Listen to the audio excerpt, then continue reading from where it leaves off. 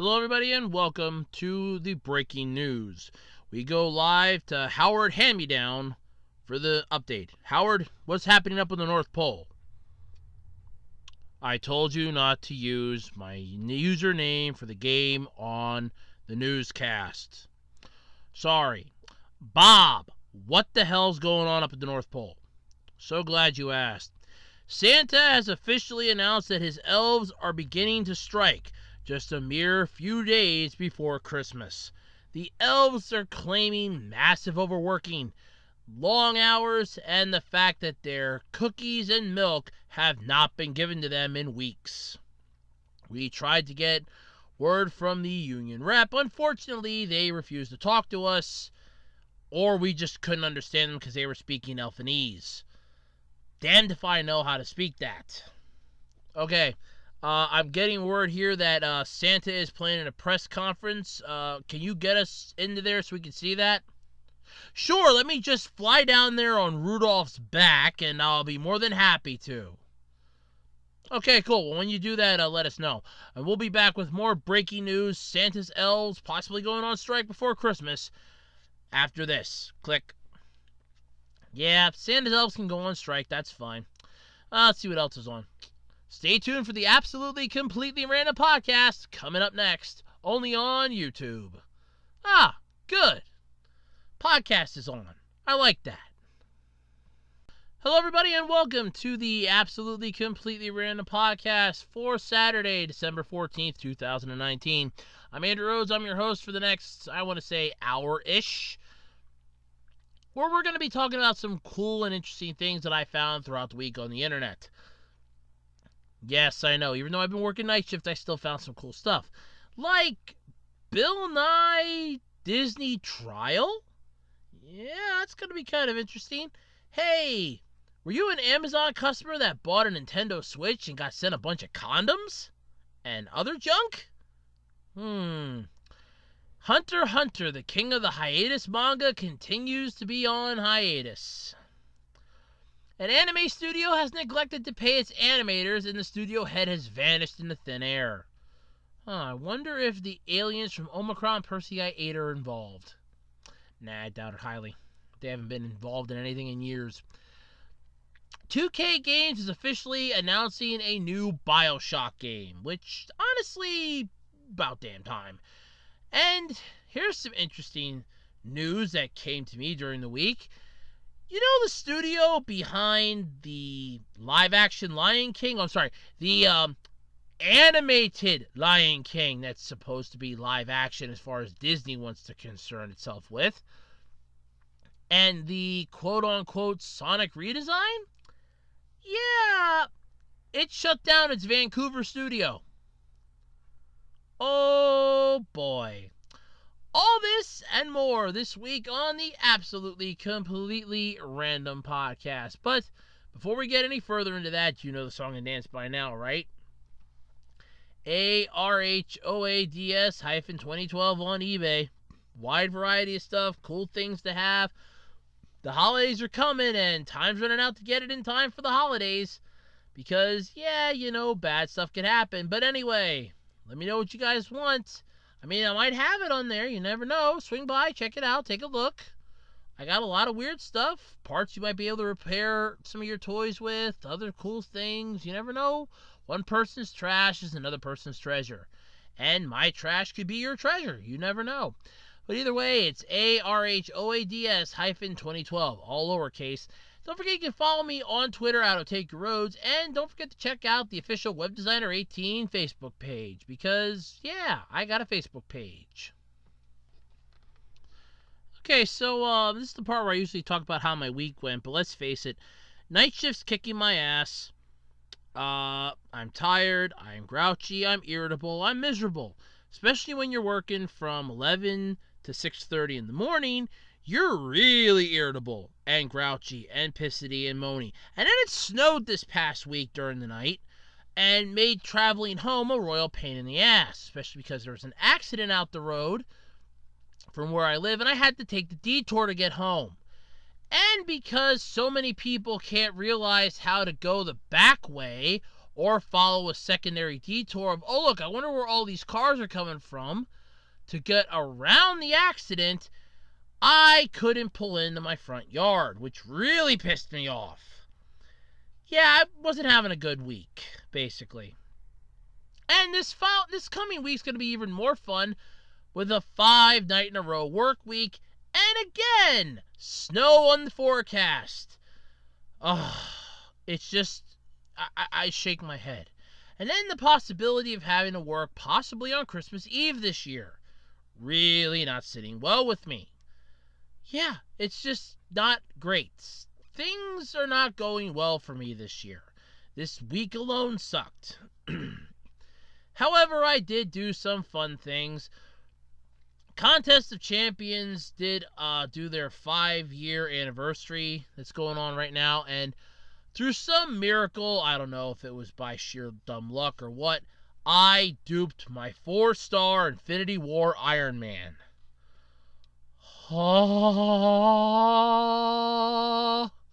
Yep, I got a crystal. It was a 4-star crystal. I opened up said 4-star crystal, and I did this the old-fashioned way too, not the I'm just going to quick open it. I did the let it spin, and he hit the button, and I got Iron Man. I was happy. So he's been duped, which is really good because now he can get a little stronger. I'm really excited about this because I'm so close to maxing him out. You know, once I can get the coinage back up so that I can use all my ISO 8 on him, yeah, it's going to be a lot of fun. On top of that, then, when we got the official, here's the 5-year mark, I got 5,000 5-star shards, got myself Emma Frost. So I'm really ecstatic because I did not have a decent mutant 5-star champion. Now I do. So I'm happy about that.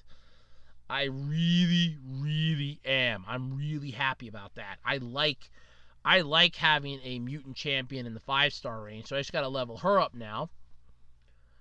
Still do not own a 6-star champion, but I have some 6-star shards because of the event over the summer, so that was fun. I did get all of the Fantastic Four profile pictures. Mr. Fantastic, Susan Storm, the Human Torch, the Thing, as well as, because I had all 4 of the beacons, I got the Silver Surfer. I love the Silver Surfer. I mean, next to Iron Man, he's like one of my top 5. The Silver Surfer is just cool. So yeah, there was that. Did some Puzzles and Dragons this week. I don't think anything miraculous happened in that game. Then just watching some YouTube videos when I had a chance to, and that's pretty much it. Week wasn't that eventful. It was mostly just stressful.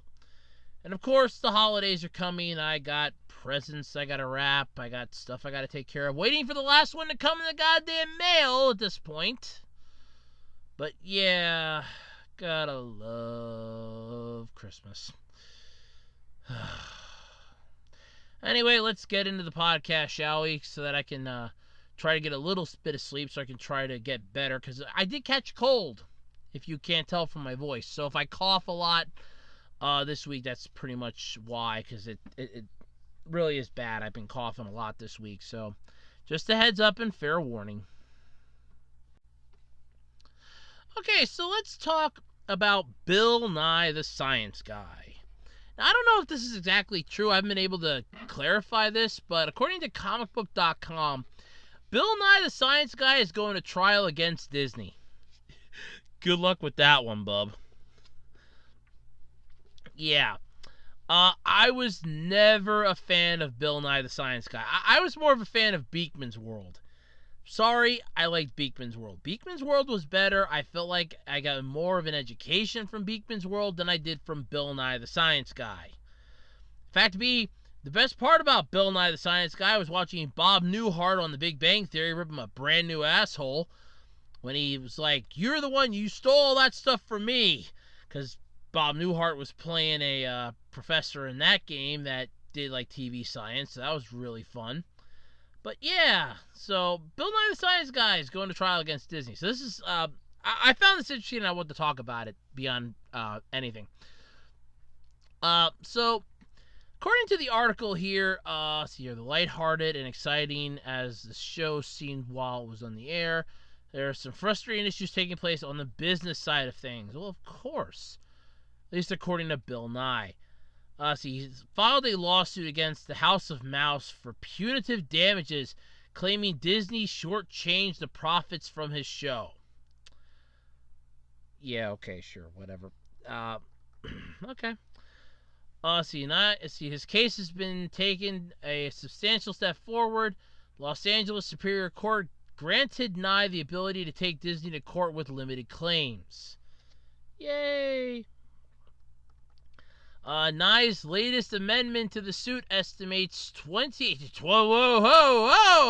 here. $28 million in damages for the reported loss of profits during the run of his show. He's also going to seek punitive damages for Disney's long and consistent pattern of underreporting revenue and improperly applying deductions. He does realize he's going up against Disney. The House of Mouse. Lawyers out the yin-yang.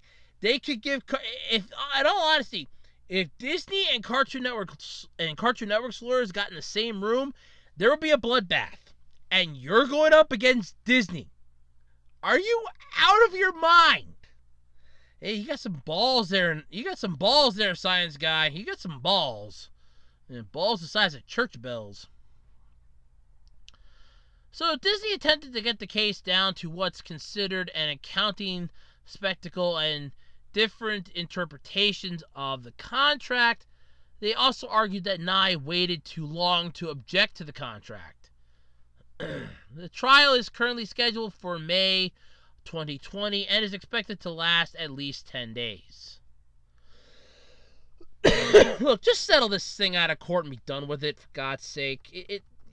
Come on, it's Disney. Why would Bill Nye the Science Guy suddenly go, I'm going to sue Disney?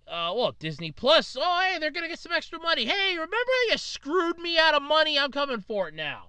I want my money, Disney, and I want it now. Bill Nye the Science Guy ran for 100 episodes in the mid to late 90s. The episodes aired on local TV stations from 1993 to 1998 and on PBS from 1994 to 1999. He was nominated for 23 Emmy Awards over the course of its entire run, winning 19 of the 23 it was nominated for. And even though it's been 20 years since he's last been on the air as a host, he hasn't dwindled in popularity. He hosts a more adult-centric science series on Netflix called Bill Nye Saves the World, which released 25 episodes from 2017 to 2018. And personally, I don't care. Like I said, I was never a fan of Bill Nye the Science Guy. I was more of a fan of, Beakman's World. I liked Beakman's World. Beakman's World was fun. Bill Nye the Science Guy was more annoying. And I mean more annoying. It was just one of those stupid shows that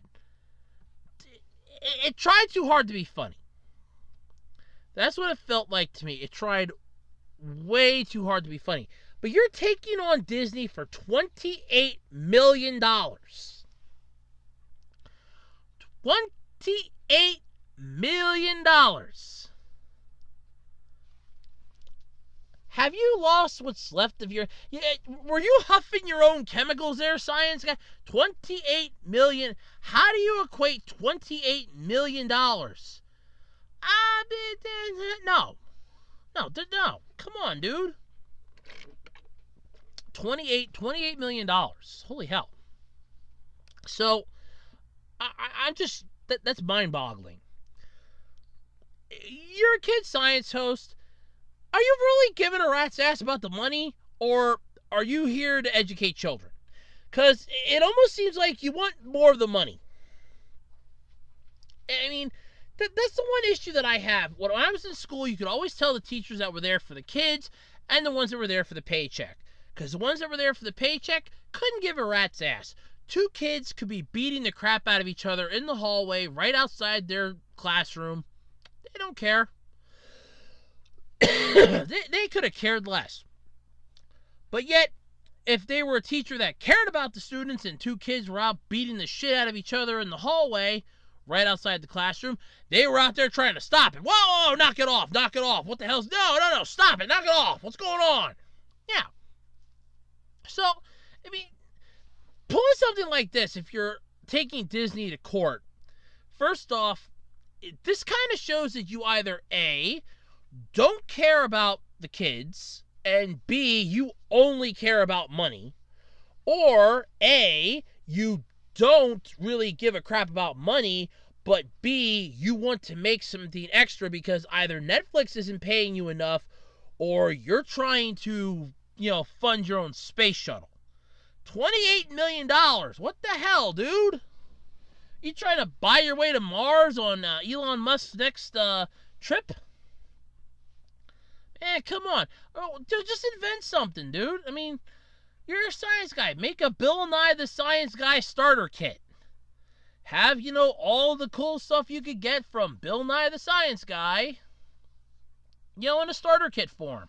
Oh, here, you can do this, potato clock. Or you can do, miniature little volcano. Learn how this and this works. Make a science kit, put your name on it, and call it a day. The fact that you, first off, even nowadays, your host was an adult-centric science show that aired for like a year. I mean, if you're still doing that, but granted, okay, it's 2019, so probably not. I mean, if you have other stuff, you haven't dwindled in popularity, I would just capitalize on that and come out with your own Bill Nye the come out with Bill Nye the Science Guy ebook or something. Bill Nye the Science Guy pay app. There's millions. If you're honestly just in this for the money, there's millions of other ideas you can use to get money than suing Disney. You're going to sue Disney. They're going to have your ass in litigation for years. It's Disney. Disney has lawyers out the yin-yang and they know how to use them. Come on. Disney owns Fox. Disney owns Marvel. Disney owns Star Wars. You're literally taking on the company that owns some of the major motion picture, things in the world.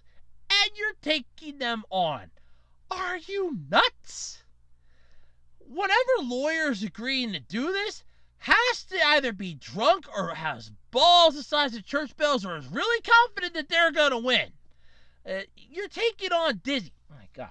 28 million plus punitive damages. I'm going to have to keep my eyes peeled on this one. This sounds way too good to find out what's going to happen next for, because this honestly is way too damn funny. He's taking on Disney, for God's sake. Disney.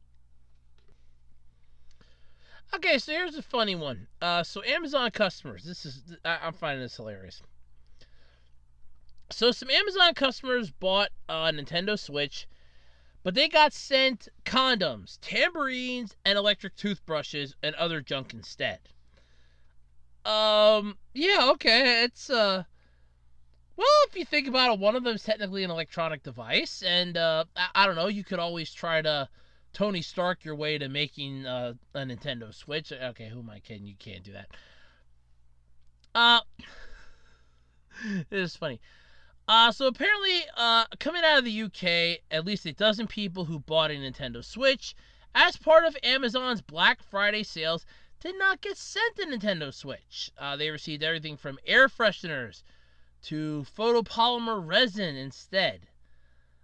There's been a whole bunch of complaints, which has prompted an apology from Amazon and a promise that the company will be investigating exactly what's happened.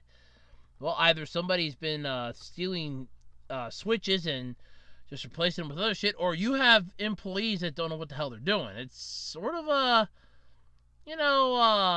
interesting here. But there's one tweet here to Amazon. It says, "What the hell, at Amazon help, at Amazon UK, I ordered a Switch and I've been sent a microphone and a tambourine." To which Amazon help replies, "Oh no, that's definitely not how we'd like your order to arrive. When you have a moment, please visit us here," they give a site, "and we can get a return started." Oh no, that's definitely not how we'd like your order to arrive. Oh yeah, I ordered a Nintendo Switch and I got a microphone and a tambourine.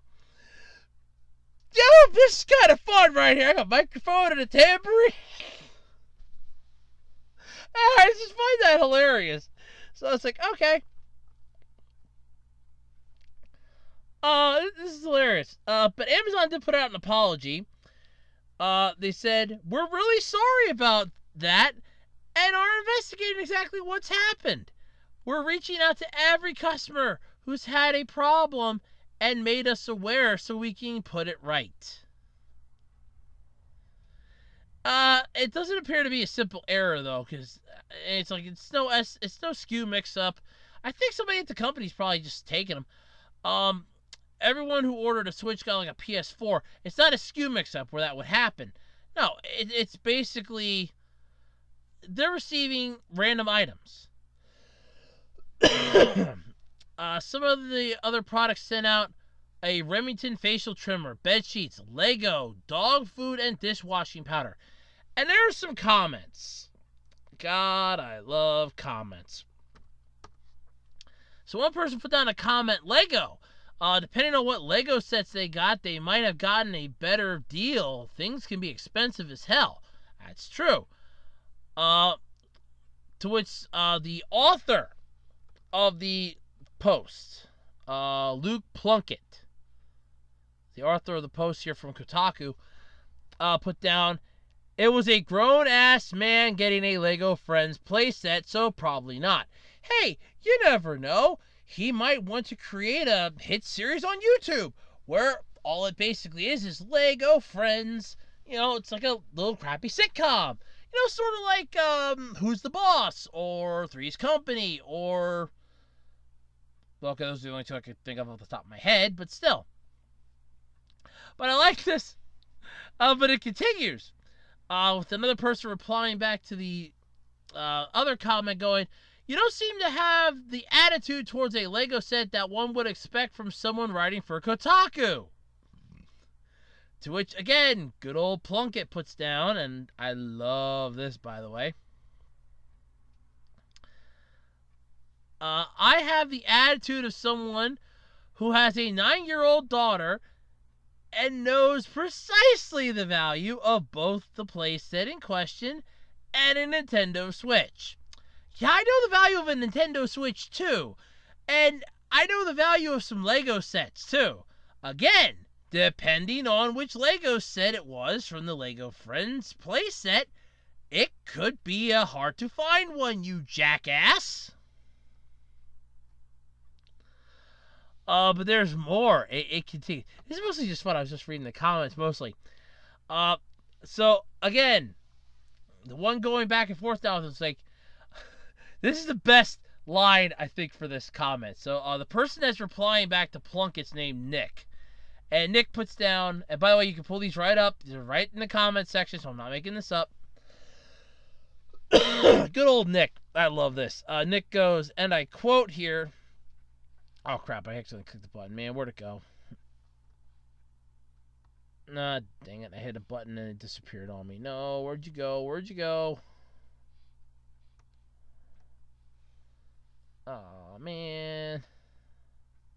Hit the back button. Okay. Sorry about that. I accidentally hit a button and it disappeared on me. That kind of sucked. I didn't mean to hit that. I mean, I kind of just agree with this. I want to say that. First, I mean, why get this page to reload? Yeah, this sucks. I wouldn't want to order something on eBay and end up getting, oh yeah, here, I got like 650 of this. Or, oh look, I ordered a, you know, to quote the devil, something or other, and yeah. Okay, here we go. So, I got the comment back up. I apologize for that. Anything can happen on here. Yeah. Okay, so here we go. So good old Nick, who's arguing with Plunkett here, the author of the article, goes, I'm not saying you wouldn't make a great Price is Right contestant. I'm saying your attitude about Lego is suspect. I think someone walks around a messy house barefoot too often. Look, my mom and I can both attest that they hurt like hell when you step on a Lego set and you have bare feet. They hurt. Those things are basically 100%, yeah, they hurt. A lot. But there was a reply to that goes, it's not his attitude towards Lego, it's his attitude towards Lego friends. Oh, of course there's a difference. But yeah, I just love the comments though with this. It's like, I agree. I mean, okay, it could be a hard to find Lego friend set, which you could sell on eBay for X amount of money. But, I mean, the one person on here goes, they got a microphone and a tambourine. Nowhere did I see the words Lego friend set. But it's basically some people are getting possibly Lego, stuff like that. So unless they have an exact, oh yeah, it's Lego Friends. Well, what's set from Lego Friends? You know, it honestly could. It could be one that might just be, you know, it could be one that is rare. It could be one that is worth something. You don't know. But yeah, I would hate to have that happen to me. I'm not going to lie. I would be freaking livid at this point. I would be screaming bloody murders like, where the hell's my Switch? No. I paid for a Nintendo Switch. I didn't pay for a freaking box of condoms, an electric toothbrush, and dog food! First off, and I want to stress this too, you're getting dog food and dishwashing powder. You better not be getting that in the same box, because then it's contaminated either way. You've contaminated the dog food with the dishwashing powder. And, you know, Remington facial trimmers, they can be worth some money too. And bed sheets, hell, is it like, what's the thread count on that sumbitch? If it's like 5,000 thread count, yeah, that's pretty much the price of your Nintendo Switch. Just sell that thing online, get your money back, and go buy it somewhere else. What the hell? There's a lot of stuff on here that makes some sense. It doesn't make sense. It could be funny. And it's still hilarious to me. I mean, you're ordering a Nintendo Switch. You're getting everything but the Nintendo Switch. The fact that it's just basically led to the argument of, well, it's Lego. And they're worthless. No, I'm not saying you would be a good Prices Right contestant. Yeah, I love that. I was like, yeah, no, I'm not saying you would make a good Prices Right contestant. I'm just saying you don't understand the value of Lego. Oh, God, it's just too funny. But you can read the comments for yourself. The link is in the description. Check out the comments. They're about the best part of this. I would pull up more of them, but I'd probably be here all night then. They're really funny. Alright, so let's talk about Hunter x Hunter. Yeah, the manga's still AWOL. I actually thought it came back. But apparently I guess it didn't. So, basically, the creator of Hunter x Hunter is known for two best things. So it's Yoshihiro Togashi is best known for two things. Creating Hunter x Hunter and taking breaks from Hunter x Hunter. Now, keep in mind, Togashi does have health issues, which is one of the main reasons why Hunter x Hunter had a massive break in the first place, because, you know, health issues, it does happen. But basically, the last issue of Weekly Shonen Jump came out, it was published, and the manga's not in it. And it's not in the first issue of 2020 either, which was published on December 2nd. So, this hiatus started back in late November 2018, and it's just one in a series of seemingly endless breaks. This is the first time, though, in 4 years that Togashi has missed an entire year. but it's only the second time since Hunter x Hunter debuted in 1998. Takashi said he wants to finish Hunter x Hunter, adding, and I quote here, "It has come to a point where either the story concludes first, or I die before that happens. LOL. But I do intend to finish it." So, it's going to come to an end. But yeah. So, we know, though, like I said, he has health issues. That's one of the main things. A lot of people, get pissed off. But, it happens. Yeah, I kind of hate when somebody makes something really cool then drags their feet on an ending, giving it some closure and stuff like that. But again, he does have health issues.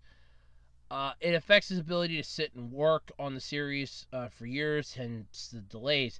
Because I don't remember what exactly it is. I know it is a medical condition, but I don't remember what exactly it's called that he has. But yeah, it does create issues. Yeah, it's frustrating not to have any new chapters and stuff coming out. I mean, personally, the anime series itself ended on a weak note. Well, at least the 2011 version did. But still, yeah. But, I mean, some of the comments stuff with this are kind of, horrible. People going, suffer's a strong word. Maybe he has other priorities in his life that don't involve satisfying people's desires. To which one person replies back and goes, "You make it sound like he do charity, but that's literally his job. Hopefully his break gives him new ideas and inspirations and comes back better." But the problem is that, like I said, he does have a health issue. And he does have some health issues, so that is what's causing the delays. But yeah, I mean, he's admitted that it's going to come to an end one way or another. It's either going to end first, or he's going to die trying to finish it. But either way, it's coming to an end, and that's fine. Everything's going to end at some point in time. It's just a matter of what. Yeah, sure, Hunter x Hunter is one of those unique series, I'm not going to lie. I mean, I finally just got into it. I got 2 Hunter licenses. Yeah, I got it. I literally just got into it last year. So what does that tell you? I literally just got into it last year, so that's definitely something you can take to the bank. But yeah, I mean, I get that it's something that annoys people. I get that it's a problem and it's really annoying and piss poor, but still, at the same time, yeah, it gets a little, it does get a little annoying. I mean, because I know that they have, assistants in that they could easily dictate and delegate the work to. It's like, hey, look, I can't, sit for long periods of time. Think you can take over some of this stuff. I'll give you the ideas, do something like that. But I don't want to speculate. I mean, like I said, I've read Bakuman, so I kind of have an idea of how the manga creativity process works. And I think a lot of us do if you ever read that or watched the anime for it. You kind of get the idea of a general idea of how the process for creating a manga series works. Of course, that also means, well, there's 2 sides to every coin. But yeah, I mean, I would just get an assistant or something, but then again, maybe he can't afford an assistant. So there's just a whole bunch of stuff that's possible. But yeah, so it's only the second time, though, too, since 1998. So first off, the series is 20 years old. Okay? For starters, it's over 20 years old. Let it go. Okay? It's going to get done at some point. You're going to get new stuff. Just be patient about it. Yeah, it's a bummer. It's a pain. I mean, I agree. I get a little pissed off when something that I like doesn't get updated every now and then. I like some YouTube videos. It annoys me when, I have to wait for the new ones. I like anime. It pisses me off when I have to wait every single week for the next episode. But yeah, it comes out. It's worth the wait sometimes. Sometimes it's not. You just have to be patient. It takes time. And it's not like Shonen Jump's just going to up and say, oh, well, we're not going to have you in the magazine anymore. because you drag your feet too damn long and you're done. No, Hunter x Hunter. First off, Shonen Jump's gone digital to begin with. I think they still do print magazines over in Japan because it's a weekly freaking thing over there. So yeah, I think they still do print magazines over there, but still. Basically, and I'm just going to say this, they're not going to ditch it just because the creator's on a hiatus for medical reasons. It's health issues. It's beyond his control. If it would be something like, oh, I just don't feel like doing it or I'm lazy, yeah, that would be something you could crack a whip on. It's health issues that are doing it. You can't yell at somebody because they're sick. You can't yell at them because they have a medical condition. If you do, you're a horrible individual for even doing that. I'm not going to lie. But still, I agree with people. I don't like the fact that I'd have to wait for something to come out that I really like, wait for the next installment. But at the end of the day, you know, it's basically to each their own, and what happens, happens. So, yeah.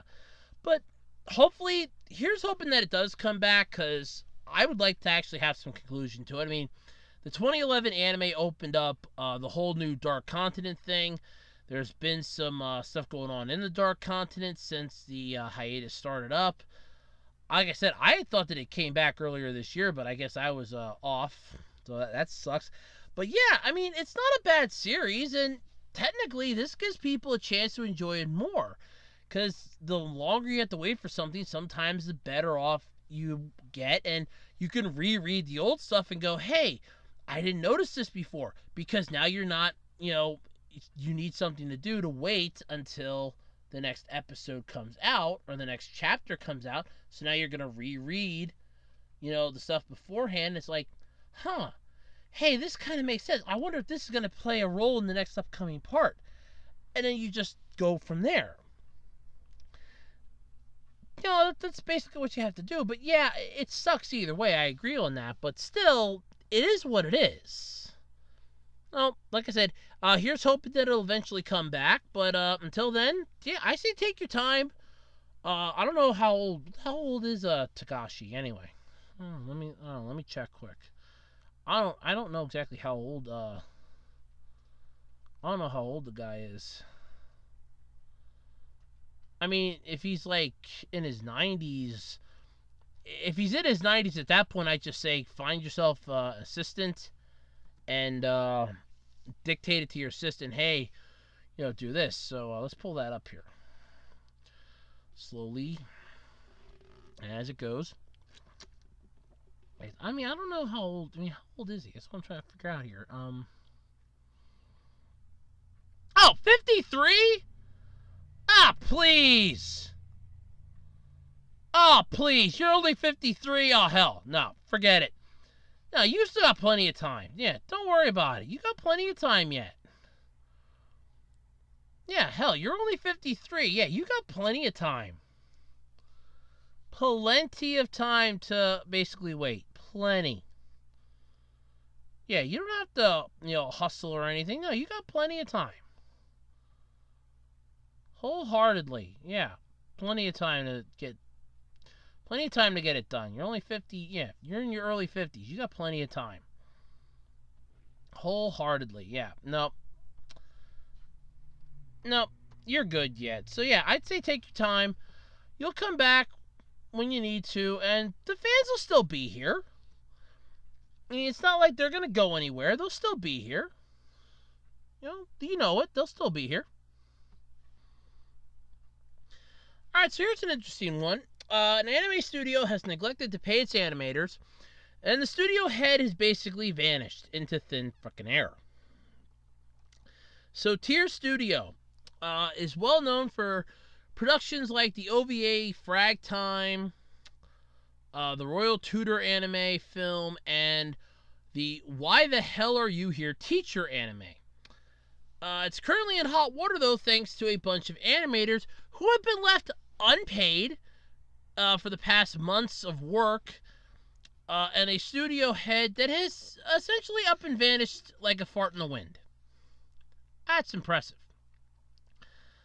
So reports of unpaid invoices started coming in when a veteran animator of Gen Sato, who's known for Galaxy Express 999, Digimon Adventure Try, and original Gundam anime, tweeted that he hadn't been paid by a then unnamed anime company. This brought exposure to the issue, leading others to say they also hadn't been paid by Tier Studio for work they invoiced for in October. To make matters even stranger, all the animators affected said they hadn't had any luck getting in contact with the studio about payment. Even the official website for Fragtime said they had been seeking information from the parent company but have been unable to get in contact with them. This almost sounds like kick scammers in a way, but it's not. So the story gets better here. Okay, so their Twitter page has been deleted.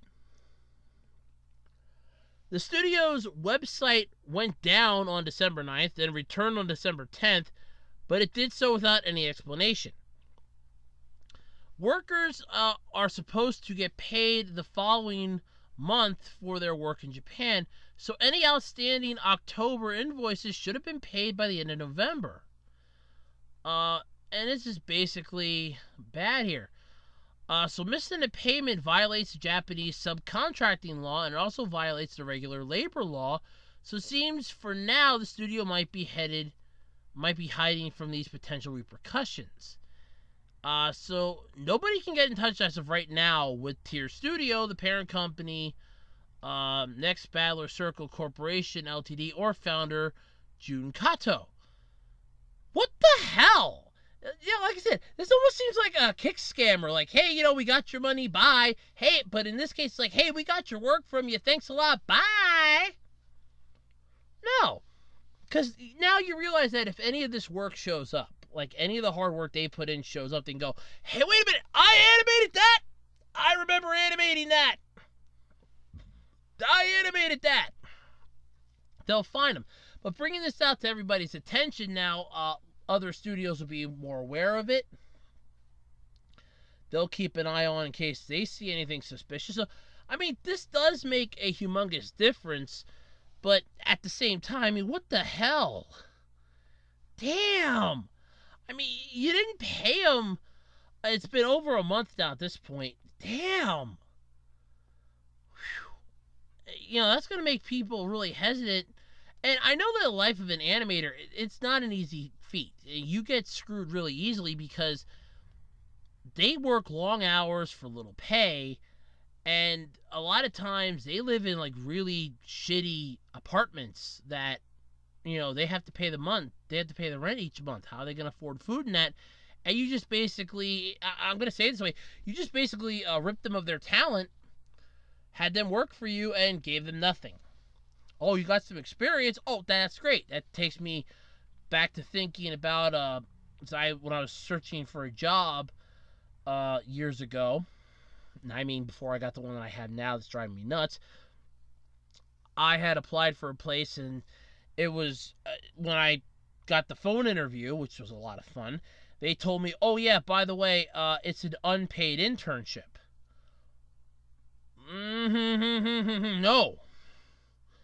It's like, they're like, well, are you okay with that? No. I need to make money. I need to pay bills. Oh, and then the line just went dead for me. So it's like they just hung up the phone on me because like, oh, well, we were hoping you were going to say yes, and we could just, because, it sucks. But what's worse, though, is that they could just claim, if they do get in touch with anybody, because they could easily be destroying the evidence, and just go, hey, no, they never did anything for us. We have no record of them working for us. And then they're just out the money and the time and effort that they could have done something else. But that sucks. They just disappeared. The CEO vanishes like a fart in the wind. And the studio head has just vanished like a fart in the wind. That's damn impressive right there. I know my mom could do that at the grocery store. If she is really trying, she can vanish like a fart in the wind. She refuses to teach it to me, which pisses me off because I want to learn that. But yeah, it's like, she can vanish like a fart in the wind. But the studio head just vanished. The Twitter page gets deleted, but the website goes down on the 9th and then comes back up on the 10th. It's like, wow. Okay, how do you explain that? Nothing. The Twitter page gets deleted, though. That's a little suspicious, because it takes a lot to delete a Twitter page. I know, I did one once, and it takes a lot to delete that. Still, that's wrong. You just basically took the talent from these people. It's like, oh no, we need you to do this project for us. Okay, thank you, get out. People don't want to work for free. It's, the way the world works, but still, that's low. Damn, that's low. Well, you figured at this point, if any of that stuff surfaces, you know that there's going to be like 1,000 bullseyes on that. Just like that. There's going to be thousands of bullseyes just targeting that ear, targeting everything else. So they're screwed. They're screwed 5,000 different ways. So, yeah. Good luck hiding from that one, you jackasses. Alright, so let's talk about 2K games. Bioshock. That's like one of the big things that they've done. And there's a new one coming out. Yeah. So 2K Games announced the formation of a new studio called Cloud Chamber. That's going to be working on the next Bioshock game. Still a few years out, though, from release, according to the publishers, but this is a little snippet that they had down here, and I quote, a collective of storytellers eager to push the front lines of interactive entertainment by making unique, entertaining, and thoughtful experiences that engage the world. Cloud Chamber will build its team at 2 locations, 2K's San Francisco Bay Area headquarters in Novato, California, as well as in Montreal, Quebec, which marks the first ever Canadian office for a 2K studio. The company said in a press release, in addition, 2K announced that Cloud Chamber has started work on the next iteration of the globally acclaimed Bioshock franchise, which will be in development for the next several years. And will probably stay in development hell for the next several years, so they figure out what system they want to put it on. So Kelly Gilmore is heading the new studio, which is, I've never really heard of them, so heard of her, I don't really know. So yeah, it's not bad. The last Bioshock game that came out was Bioshock Infinite back in 2013. There hasn't been a lot of talk about the next game in the series because Infinite was one of those weird titles. It was good, but it wasn't great. I watched the playthrough of it. I will admit Elizabeth was kind of hot. But as far as storytelling goes, it sucked. Just, in all honesty, and I'm going to safely say it this way, imagine the Deep South in the Civil War, floating in the sky. That's all it frickin' was. That's literally all it was, and it sucked. So yeah, that was just whew. I mean, it's not that it was a bad game. It's just that it was poorly executed and everything else. Some developers, though, at Hangar 13 had gone on to work on a new Bioshock project codenamed Parkside following the release of Mafia 3 and a turbulent year that eventually resulted in big layoffs. So, yeah, it's a weird game. The first one was a beast. I remember my original laptop, I was looking at it at Walmart, as I could have got it for like $20, and you needed to have like so much in the way of a processor and this and that just to run that. And I'm like, hell no. It's like in the back of my mind, I'm like, yeah, that's not going to work. It's like, yeah, no, that's not going to work. My laptop does not have the power to run this game. I mean, you needed to have a beast to run that. And then it's like, oh yeah, look, it's just coming out for systems now. Okay, yeah, screw it. The systems are easier to put stuff on. Bioshock 2 wasn't a bad game. That was the one where you got to play as Delta, literal Big Daddy. But then Bioshock 3 just takes the whole thing with Bioshock Infinite. That was just a weird game, like I said. But at least we're getting another Bioshock game, so the whole tale of all this stuff isn't going to die anytime soon, which is, I'm going to say it's a nice thing, because I kind of like how the Bioshock games were designed with the whole, oh look, you have like one unstoppable character, you have the final boss and all that stuff. It's a lot of fun.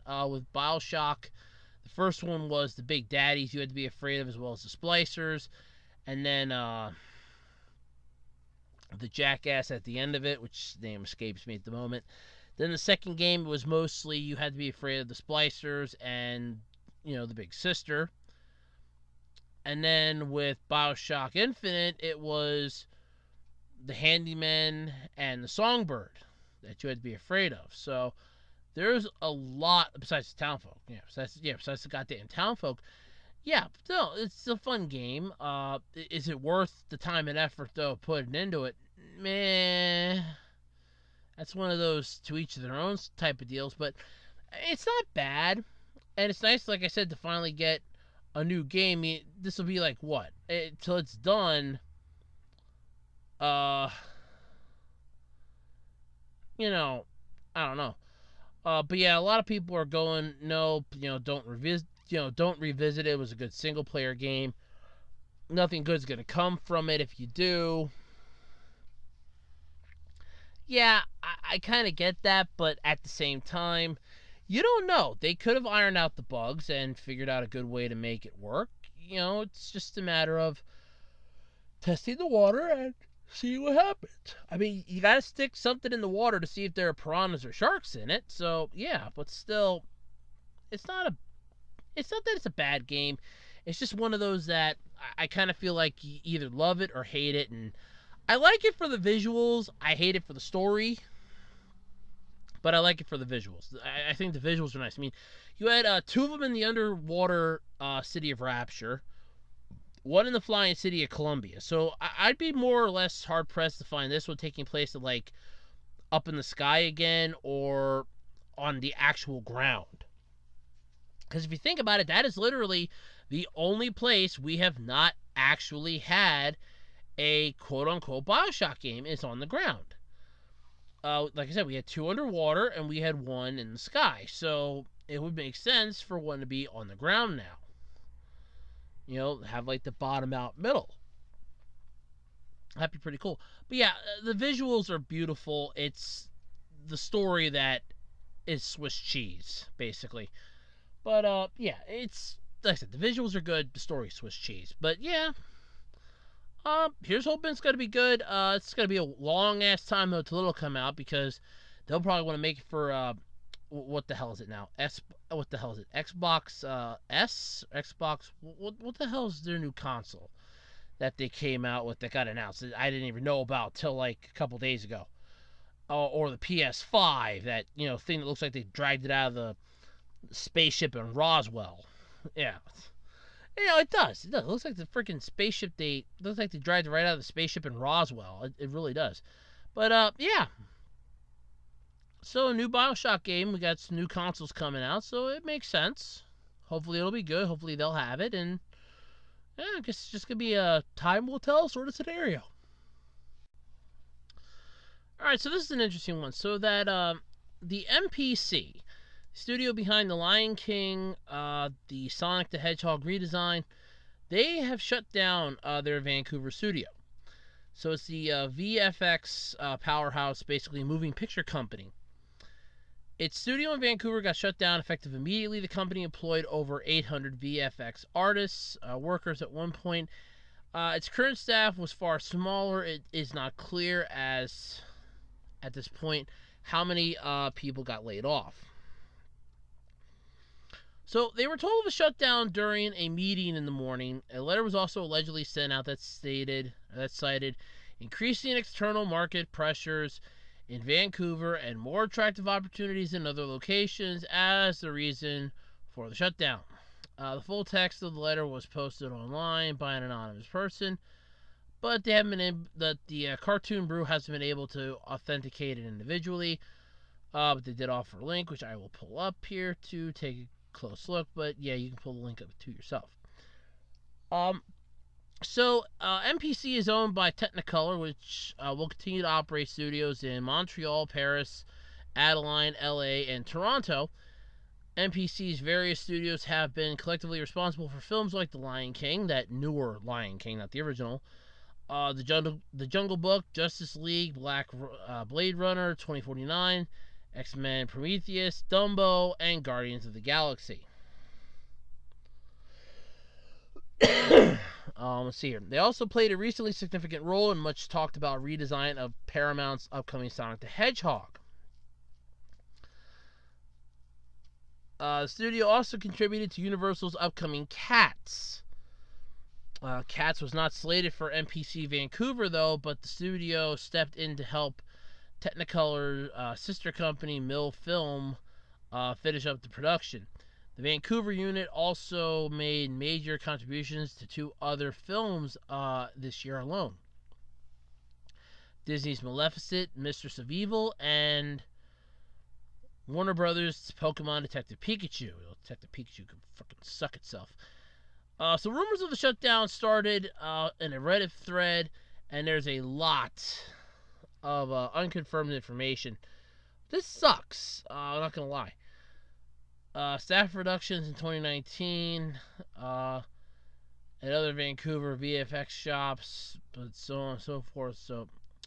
But here we go, though. A message from an ex-MPC Vancouver employee got posted onto Reddit, and it basically says, and I quote, "We all put in extreme hours wrapping 2 infamous projects in the last couple of months. We've done multiple weeks without a day off, regular 17-plus hour shifts, to the point that most of us are seriously sleep deprived and are suffering still. We've worked really fucking hard to get this work out the door for MPC, and I'm genuinely ashamed that they are happier prioritizing their profit margins and tax incentives over the insane talent and commitment of hundreds of dedicated VFX artists in Vancouver. I honestly feel insulted, like I've given MPC my all, and in return they gave me the finger. Good luck to all other insanely talented artists that MPC currently employs at other locations, because the second another location becomes more attractive, you could be next on the chopping block." There were some follow-ups, which I won't get into, but yeah. So that kind of sucks. But here's the email that was put up on Imager. Let me see if I can't get... Okay, cool. I can make it a little bigger here because that text is way too small for my old-ass eyes to read. It says... Oh, once again, up here. Come on, you're not that slow. "Dear all, it is with regret we announce today that our Vancouver studio will cease operations effective immediately and refocus its geographical presence to other locations. This decision has not been taken lightly, however. Increasing external market pressures in Vancouver and more attractive opportunities in other locations have created a challenging environment for us to sustain the studio. MPC Film and Technicolor's VFX brands, including Mill Film, Mr. X, and Micros, will continue to grow and expand in Montreal, Paris, Adelaide, LA, and Toronto. Additionally, 2020 will also see us launch MPC's and Mill Film's new episodic divisions. The Vancouver facility opened in 2007 with a core team artists working on Zack Snyder's Watchmen. Well, that should have automatically told you how screwed you were, but alright. By 2013, the studio grew to more than 800 artists, winning several accolades, including an Academy Award for its work on Ang Lee's Life of Pi. We are extremely proud of the hard work and dedication of our team over the past 12 years to make Vancouver a large part of the MPC network. To our friends and colleagues who are personally impacted, I wish you all the success in the future, and I hope a number of you will consider other opportunities to join MPC Film or sister brands at locations we will continue to conduct business. Best, Christian. That's all it says. That is it. So they started by doing Zack Snyder's Watchmen. I've seen Watchmen. That sucks. Okay? So that's, like I said, you should instantly have been able to tell this is where our shit's gonna go. And you did The Lion King, which Disney's been throwing a bitch fit about that all week. Because, it's not under the live action category for nominations. No, because it's not live action, it's animated. It's not animated, it's live action. It's almost like people that bring it up to Disney are arguing with a child. It's not live action, it's not animated, it's live action. No, it's freaking live action. CinemaSins actually got credit for making a joke and one of their sins for it, which, by the way, I did watch their Cliff Notes version of the movie, so I have now seen the Cliff Notes version. It still sucks. Where they go, all this is basically saying is, from Disney to the world, hey, we got better at drawing. Yeah, basically. It's not... I don't give a shit what Jon Favreau says. It's not photorealism. It's straight up bullshit. That's what it is. It is straight up bullshit. And what pisses me off is Disney's like, it's live action. No, it's not. That would be like me drawing a stick figure and saying, here, I've drawn the Mona Lisa. Do you not see the difference in this? Mine is a stick figure, and I'm comparing it to one of the greatest paintings in the history of the world. You remade something that didn't need to be remade, and you're pissing and moaning because it's not nominated for live action. No, it's not live action. But now the studio behind that's screwed. The studio that helped with the redesign of Sonic is gone. Sonic is just cursing shit left and right. And somebody actually had that up on Twitter today, that Sonic's just cursing stuff left and right. I'm starting to agree. Because Sonic, the VFX artists at this studio worked on Sonic, and now the studio shut down. What the hell? At this point, it's one of those, what the hell's next? I don't believe a single word of their, we're doing this now. When you're literally going, they got accolades. Well, then that means that you're really good at what you do, morons. No, it's because they got in bed with Disney, and they had to fix Paramount's fuck-up. That's what it is.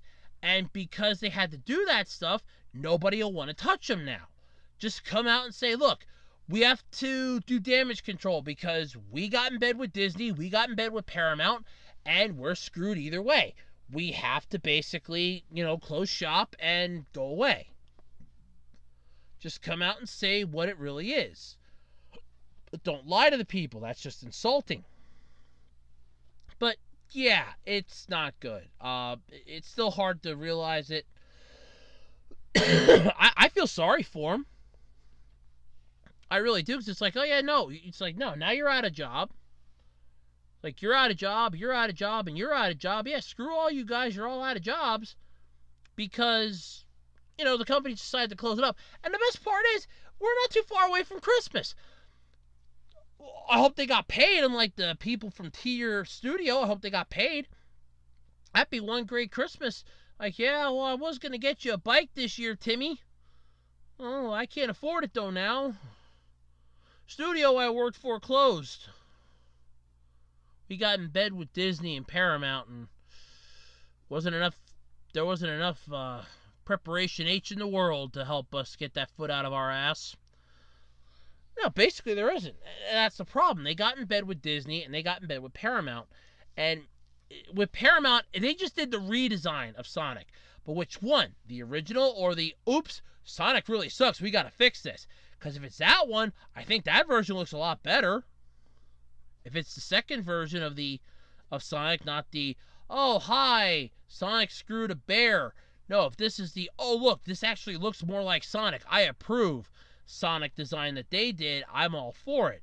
But as far as The Lion King, yeah, that was a screwed up movie. It's not, Disney's boasting it as live action, but it's not photorealism and it's not live action. It's fucking CGI.